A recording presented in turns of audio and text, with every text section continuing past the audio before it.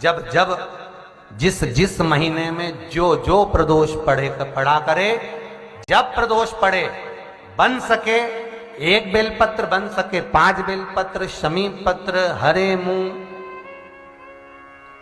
हरा मूंग, बेलपत्र, एक कलश के अंदर थोड़ा सा पानी लेकर 1 बेलपत्र, हरा मूंग, शमी पत्र डालकर और उसमें थोड़ा सा गुड़ डालकर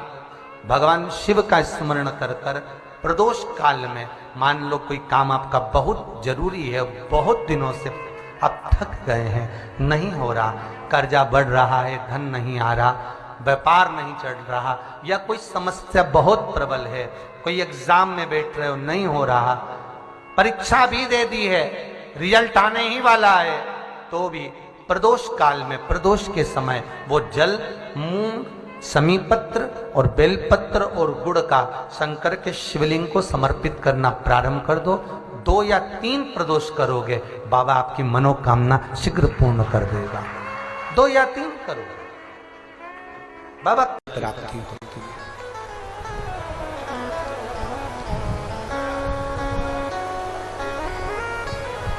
प्रदोष के दिन यदि आपको कहीं से शमी पत्र मिल जाए, प्रदोष के दिन यदि कहीं से आपको शमी पत्र मिल जाए और प्रदोष काल में, प्रदोष का जो समय होता है, शाम का जो समय होता है प्रदोष काल, 4 प्रदोष, 5 प्रदोष आप कर कर देखिएगा कि आपका कोई काम है, कोई नौकरी के लिए आप अप्लाई कर रहे हैं, कोई समस्या बड़ी विकट आ गई है, कोई तकलीफ, बड़ा गला पकड़ रहा है बेटा, कोई तकलीफ विकट आ गई है, कोई समस्या विकट आ गई है, प्रदोष के प्रदोष काल में अगर एक शमी पत्र भी आप घर के शिवलिंग को, अब ये करने के लिए आपको मंदिर के शिवलिंग नहीं जाना, अपने घर में जो शिवलिंग, चाहे वो स्फटिक का हो, पारद का हो, कंकर शंकर का हो, लकड़ी का हो, जो शिवलिंग तुम्हारे घर में, कांच का हो, चाहे वो नर्मदा के कंकर का हो, नर्मदेश्वर हो, पाषाण का हो, जो शिवलिंग, चांदी का हो, सोने का हो, तांबे का हो, पीतल का हो, जो शिवलिंग तुम्हारे,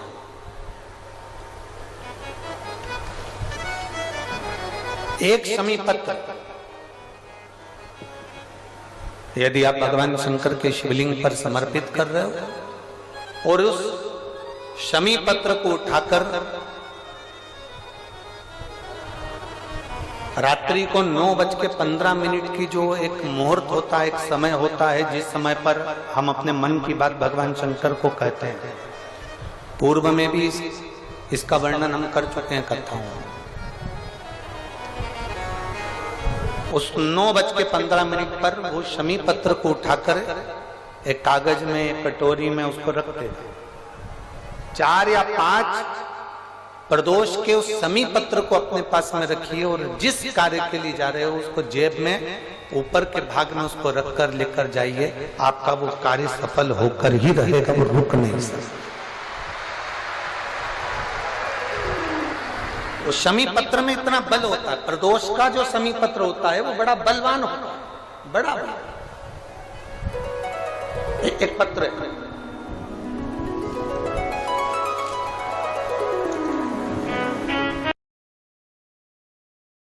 प्रदोष व्रत का हम वर्णन करते हैं, जिस प्रदोष के दिन का आपको बधाई कल हमने दी थी कि प्रदोष की आपको बधाई हो। प्रदोष शाम का जो समय होता है, प्रदोष काल जो होता है, उसका वर्णन जब हम करते हैं, ये प्रदोष की पूजन का विधान किसने बनाया, ये प्रदोष की पूजन का नियम किसने बनाया, ये प्रदोष की संध्या काल का, प्रदोष के समय का पूजन का विधान कौन बनाया, ये प्रदोष के समय पर एक बेलपत्र चढ़ाने का विधान किसने बनाया, प्रदोष के समय पर एक शमी पत्र चढ़ने का विधान किसने बनाया, प्रदोष के समय पर अगर मान लो कोई भिखारी भिखारी से भिखारी व्यक्ति भी है जो ठेला चला रहा है, उसके पास में खाने के लिए कुछ नहीं है, फटे कपड़े पहन रहा है, उसकी जिंदगी में कुछ भी नहीं बचा और कर्जे में लदालूम हो गया। एक चावल का दाना अगर वो प्रदोष के दिन, प्रदोष काल में शाम के समय पर शंकर के शिवलिंग पर चढ़ा देता है तो 3 या 4 प्रदोष में उसका कर्जा चूकना प्रारंभ हो जाता है। प्रदोष का विधान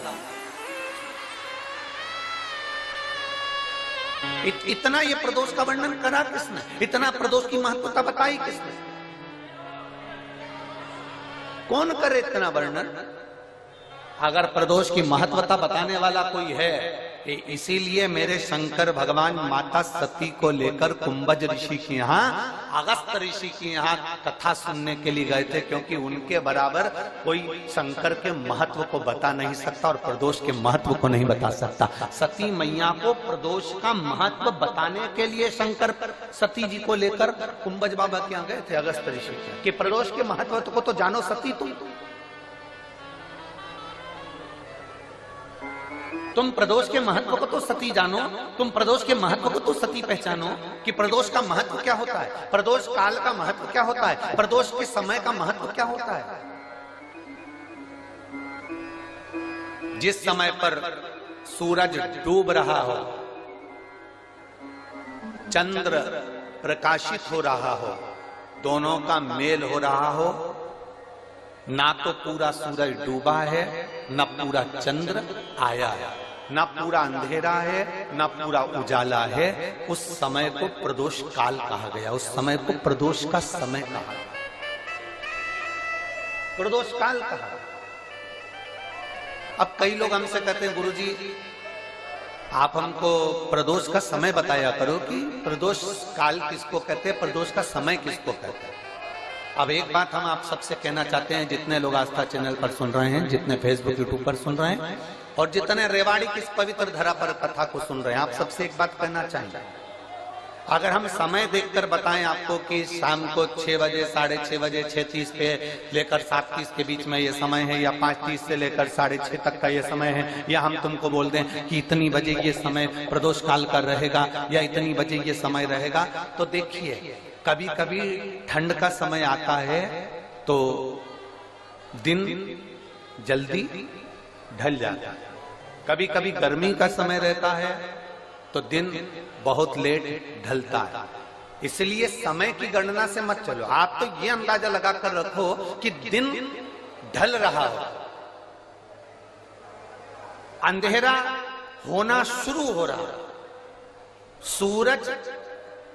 डूब रहा हो, चंद्र प्रकाशित हो रहा हो, अंधेरा अपना काम कर रहा है, सूरज ढलता जा रहा है,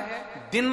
कम होते चले जा रहा है और अंधेरा थोड़ा बढ़ते चले जा रहा है। इन दोनों का जो मिलन का समय हो, अब वो कितनी भी बजे, आप तो बस उसके मिलन का समय निकाल लो, वही समय प्रदोष काल कहलाता है, वही समय प्रदोष काल।